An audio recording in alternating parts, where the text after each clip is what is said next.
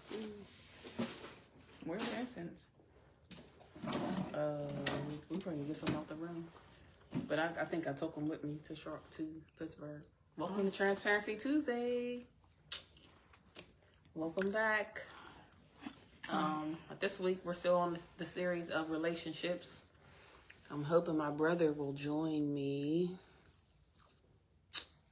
Let me see if I can. Is he supposed to join Facebook or? I don't know. I'm gonna tag him in both. Big. Where Brother Mo? He ain't been on. He said he been watching it though. Let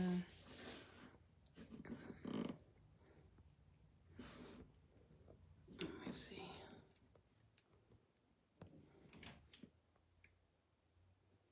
Where can you tag him? What's up, baby daddy? Hi, Dad. William. I don't know. Can you tag him in the comments? Where? On Facebook. That's where he mostly be. How are y'all? Anybody y'all want to talk about your relationship with your father or your relationship with your son?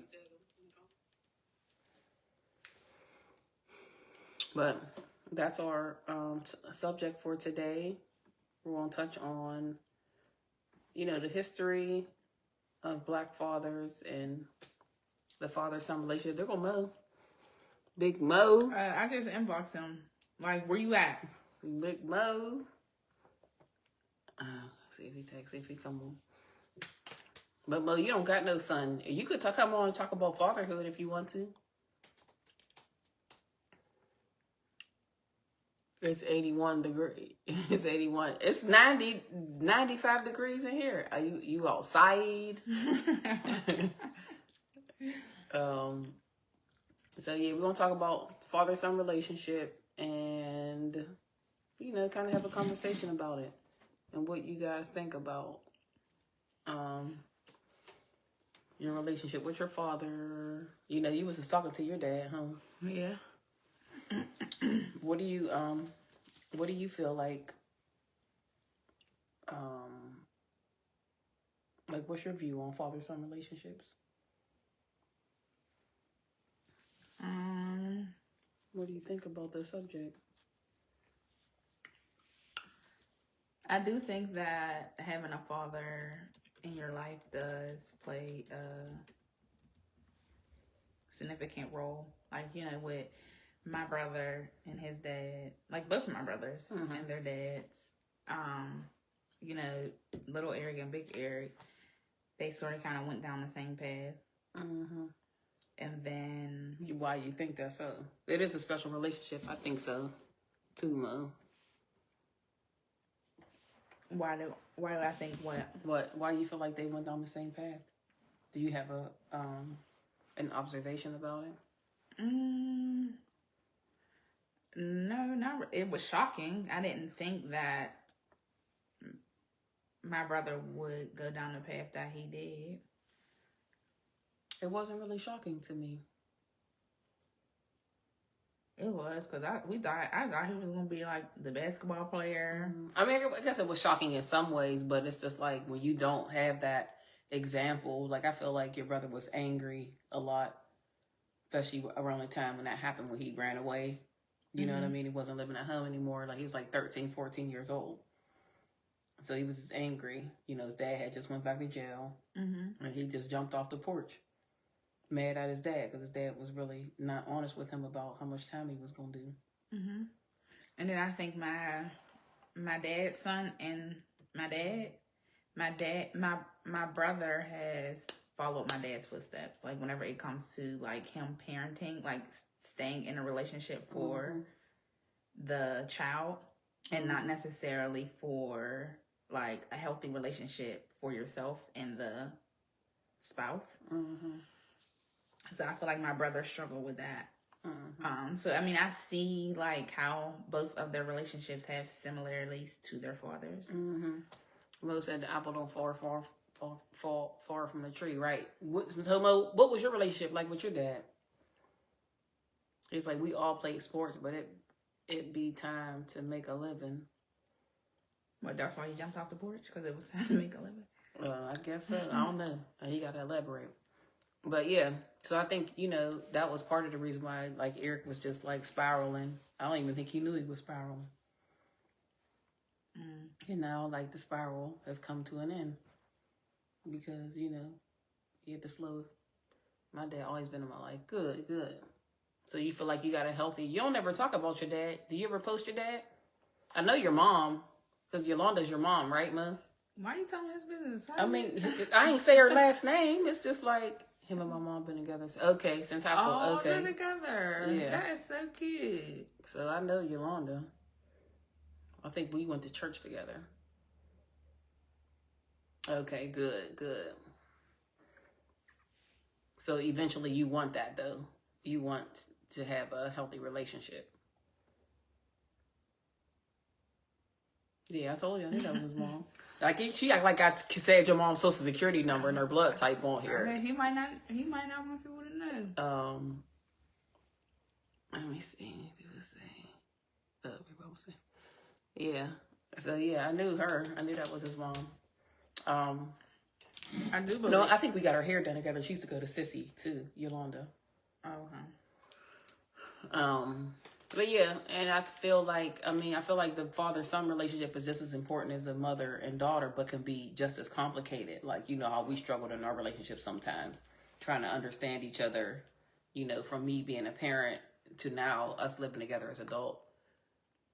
Yeah. Yeah. And I mean, that's accountability. So, you got to do better. Hi, Sydney. Yep. He went to, I knew, yep. That's where I know Yolanda from, because we used to get our hair done together. One thing that I also know, just like about like parent relationships in general, is that there's a lot of stuff that I may not have witnessed that you and or my father have gone through, but for some reason I have picked up those traits. Yes. But I may have never have ever witnessed you all. Right, but that's genetics though. You know what I mean? But it's like, it's not, and I feel like sometimes it's like genetics. You're like, well, I got that from you. It's just like, okay. It's just like, it's not like that's a trait that you want to pass on. Sometimes it's just genetics, and we might be similar to our parents in a lot of ways. It's like, you didn't really grow up with your dad in your life, but y'all still are similar in personalities in some stuff. Yes. So it's like, it's just, that's genetics. So, but, so I wanted to talk about some core dynamics in father-son relationships. We want to talk about like modeling masculinity. Fathers often shape a son's early understanding of what it means to be a man, for better or for worse. This may include emotional suppression, leadership, work ethic, or strength. Sometimes sons look to their father for approval and worthiness. Many sons unconsciously seek their father's approval to feel worthy or enough. The absence or inconsistency of that approval can create internalized shame or drive to prove oneself. And I feel like that's what little Eric was doing. Like, okay, you think you was this, I'm gonna show you what I can be. You know what I mean? I think that's part of him, and Tyree was kind of like going down that same path. Yeah, you need that man in your life. That's why most... Right. No. Mo. You going down the wrong path. Mo will have us blocked. Right. And we talk about, sometimes the absence or inconsistency of that approval can create internalized shame or drive to prove oneself. Discipline versus connection. Like, a lot of fathers want their son, like, be a man, like, get up, be tough, do this, stop crying, shaking them up, punching them in their chest.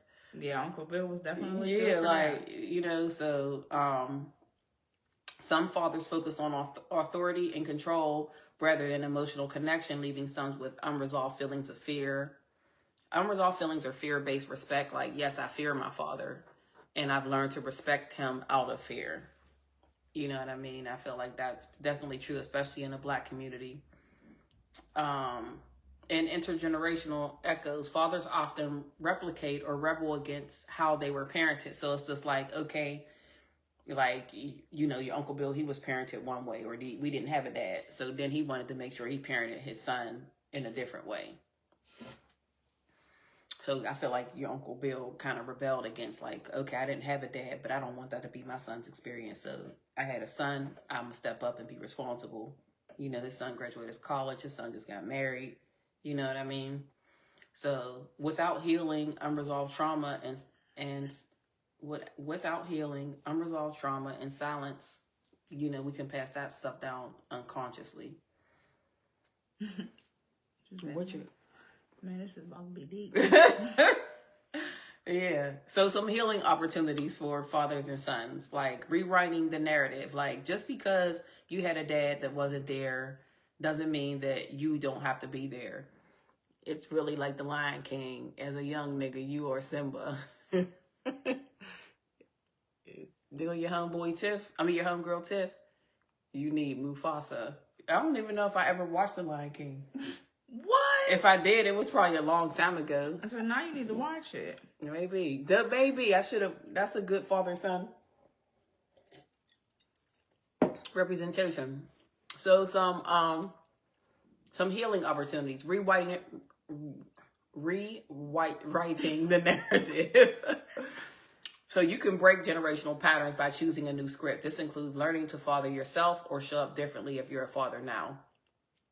So it's just like I said, like your Uncle Bill, like he chose to do something differently. He could have just been, you know, down the path, like, you know, or just like not wanting to be there. I think he showed up for his children and for his children who are technically his children, but the children that he raised that weren't biologically his. Mm-hmm.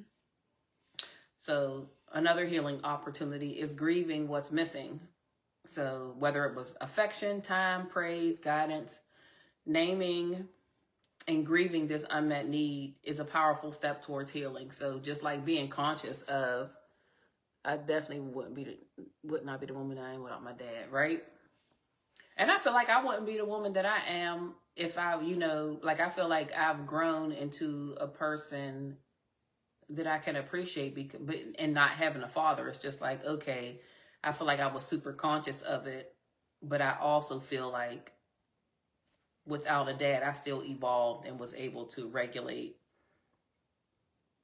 and have healthy relationships with men. You know what I mean? So it's just like I made that choice to do that. Like I could have been angry at men, like F men, you know, men ain't this or men ain't that. And I had some rocky relationships with men, but it didn't jade my point of view towards men. I feel like I always have,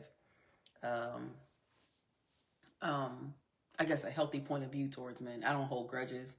Yeah, you don't. So I feel like whenever it came to your children's fathers, like you pushed for them to have a relationship, even though they may have not been what we consider the best. Correct.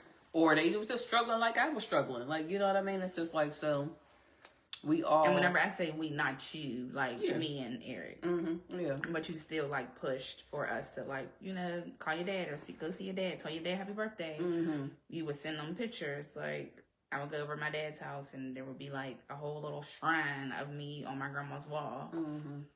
Yeah, because I didn't have a dad, so it's just like, y'all got dads. They might not have been the best, but it's just like, I picked them. So it's like, we got to work with what we got. You know what I mean? We got to work with what we got. And like now, like you have a pretty solid relationship with your dad. Like y'all be talking, you know, started off rough, but. Yeah, that's my dog. That's that homie. Yeah, so it's like, and I love that for y'all, you know? So I'm glad I kind of pushed it on you. Like, oh, your dad, tell him happy birthday. Tell him happy Father's Day, because you definitely want to. Yeah, I did. Yeah. So that's good. So healing opportunities, rewriting the narrative, grieving what was missing, and understanding the man behind the role. Seeing your father as a human being with his own wounds can allow space for compassion without excusing harm. I definitely agree with that. I feel like that's what made me like just accept my dad for who he was. I'm still struggling with accepting Big Eric for who he is. I don't know why I can't like connect the two, but I feel like your dad is much more accepting. He's willing to hear you out. Eric don't be trying to hear you out. He just trying to project his point of view do it his way, or do it what he wants to do. And it's always, everything's always on his terms. He don't never try to meet you halfway. Or if he do try to meet you halfway, it's just like he's going to turn back around and do something else that's going to violate the boundaries in your relationship. And then there was a sense of entitlement, around, y'all were in business together. You know what I mean? I had a business. But he worked but for me. It's still, but still, there was still a collaboration. You needed him for your business, so it's like y'all were technically in business together. You needed him for a lot of your building, so you relied on him a lot, and then he became unreliable. So don't let your ego get the best of you, because you was on a lot just now, like girl, you missing the point. So understanding not Moshe and a tear though. Oh, he said, I love this. Yeah, I'm just like, so this is just like a learning opportunity and a conversation about father, having compassion for dads.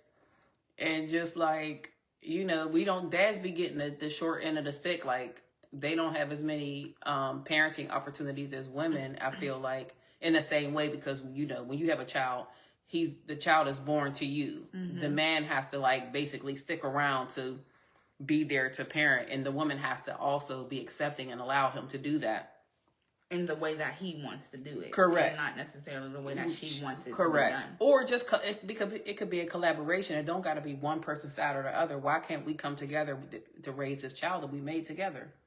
You know what I mean? We was calm enough to lay down and make this baby, but now when it comes to co-parenting, we didn't think about that part, where it's a collaboration. And so we need our kids' fathers. I feel like, at the time when I had, he could take that baby, huh? Yeah, he could take that baby with him, but still, like, you know what I mean? We'd be stuck with her because they came out of our bodies, but yet right now, FTK. You know what I mean? So it's just like, yeah. So it's just like, seeing your father as a human being, repair and reconnection, if safe and possible, direct conversation, or symbolic rituals like writing letters, therapy, or dialogue can allow room for closure and reconnection. I feel like, you and your dad had a good opportunity to kind of find closure and reconnect. And y'all did, and you stayed consistent. Like, the woman accepting the man afterwards. What you mean, Sydney? Like, accepting him how? So after the woman accepting the man afterwards? So, yeah.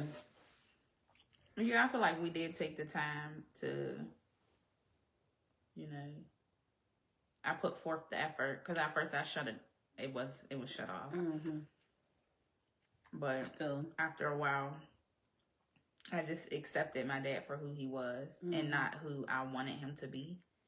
And now that I have done that, we have a better relationship because I'm allowing him to be who he is, mm-hmm. and not having the expectations for him to be who you want him to be. Right. And now he is who I want him. Like, mm-hmm. I'll call my dad. We can talk for hours, mm-hmm. laugh, mm-hmm. tell each other jokes. And y'all still might not agree, but yeah, right. She had her guard up and then she let him back in, right? I'm drinking. Good God. I'm drinking carrot juice, Mo. To really allow that relationship between the child and father, how much of that really is a factor. That's so undermine, the narrative of the dad just not wanting to be there is all we ever hear. Correct. Like, there's some women who really prevent fathers from not being able to be there. So mm-hmm. It's just like, I was never going to be that person. Because it's like, just like, my kid's father wanted to come and get both my kids. And I had two different kids' dads. Like, come get both of them. Both of my kids' father used to come get both of my kids. So I never had that problem because I never had a really unhealthy relationship. You gonna say Ray? Mo, listen, stay not focused. Too much on me.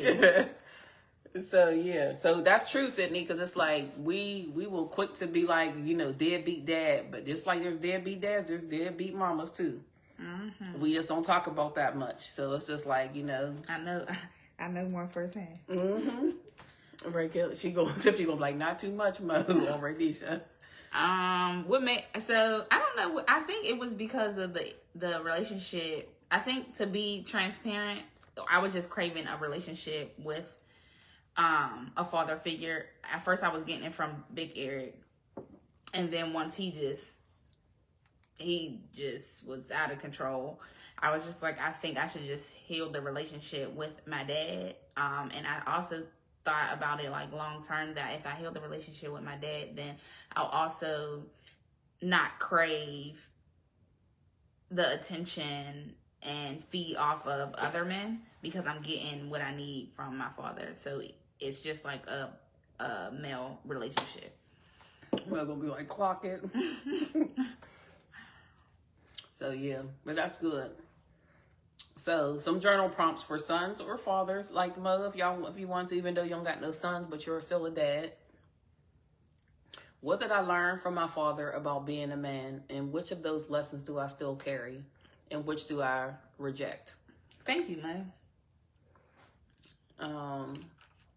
Yeah, and like, you know, and to be honest, I always promoted my kids having healthy relationships with their fathers.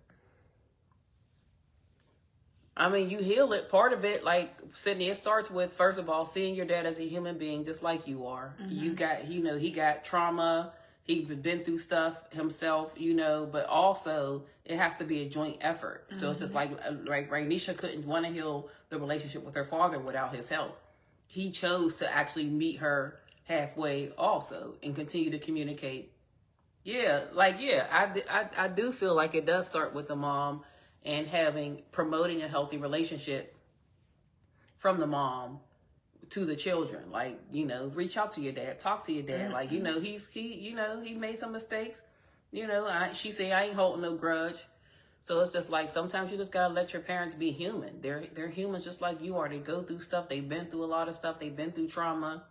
So it's just like, if you could see your parents as a human being just like you are, and kind of let go of some of the stuff that you went through, you feel like you didn't necessarily agree with as a child. And having those hard conversations. Mm-hmm. I feel like I've also had those hard conversations with my dad. Like, listen, this is how you made me feel. Mm-hmm. I felt like you didn't want me. I felt this way. I felt that. And asking them those tough questions, like just being honest and transparent in those conversations. And him being able to hold that, like, you know what I mean? Like, he also has to be able to, like, not shut her down or not dismiss her. Or so it's like, it was two-sided. Like, you can't heal the relationship if the other party isn't willing to meet you halfway. Because I feel like they both did the work on their relationship in order to do that. Did her choose to meet her halfway, or did you put the pressure on her? What did I put the pressure on Rainisha, Mo? No, it didn't have anything to do with her. It really had everything to do with me. Like I said, like, I had a good relationship with my brother's dad, and I looked at him as a father figure most of my life. Like, he would come to my school events, and like, he was the father figure. And then in high school, I met a different version of who he was. Well, it wasn't a different version. It was still who he was. I just didn't know that was who he was until I got older and was able to see things with my own eyes. And then... Yeah, Eric's unwilling to have the conversation because I don't feel like he's even in the mind frame to have it, because like he blocked me on social media. I won't say he's not willing to have the conversation. We have had those conversations. However, with him, it's like there's like a switch. I don't know if there's like mental health issues there, but it's like 1 minute he'll cry, tell me how much he loves me and how he wants to do better, and then the next minute he'll be cussing me out, yelling at me, being disrespectful, and then expecting me to give him respect. And it's like, look at how you talking to me. Like, you talking to me like I'm somebody on the street, so now I'm about to give you the same thing. Oh, I'll block somebody in a millisecond. Yes, I will. I'll block somebody. But my son's father, he blocked me. Like, he blocked me on social media. I ain't mad at it. Like, listen, if you can't take the heat, get out the kitchen. He definitely can't take the heat. So it's just like, he blocked me because he can't really take the heat. He don't want to be accountable for his actions. He don't want to hear what I have to say. He don't want to hear my perspective. You know what I mean? So it's just like, for him, he just got something else going on. I don't even want to talk about him because I don't want him to think that we biting his back out. Because at the end of the day, we don't really care about him. You know, right now his son's incarcerated. At this point, he don't you know, in the grand scheme of things, he doesn't matter. Yeah, he's not a factor. So I wish him luck. You know what I mean? I wish we could be cool. I think Lil Eric had told me that he asked about us. Yes, that's for another Tuesday. Yes, Mo. So it's like, I want to really have one of these, like a Transparency Tuesday in person, or just like a group conversation. A group conversation after this. So it's just like, I have Transparency Tuesday. Y'all see my name is a perspective shift, right? And I've been talking about shifting people's perspective. So I have the perspective shift. And then I have Transparency Tuesday, but I also want to go into another phase of the shift happens. So the shift happens when you change your perspective. So it's just like having some like open conversations and showing you guys how the shift can happen in your life and how you can change your perspective around relationships, grief, you know, everything, every aspect of your life, and how the foundational relationship with yourself is going to drive all these other relationships. So when you start to build a relationship with yourself, start to hold yourself accountable, quit putting it on everybody else. It's just like, oh, I'll be better when this person does this, or I'll be good once this person does this, and why can't this person understand me? I need this person to hear me out. But at the same time, I want, if anybody gets anything out of any of these lives or any of my reels or my carousels, I want you to understand that everything starts and begins with you. You starts and ends with you. So it's like, if you're still always looking at the other person, it's just like, this person is doing this to me, or this person did this, or this person made me feel. Nobody has control over you but yourself. So if this person is making you feel a certain way, it's because you've given them the power to.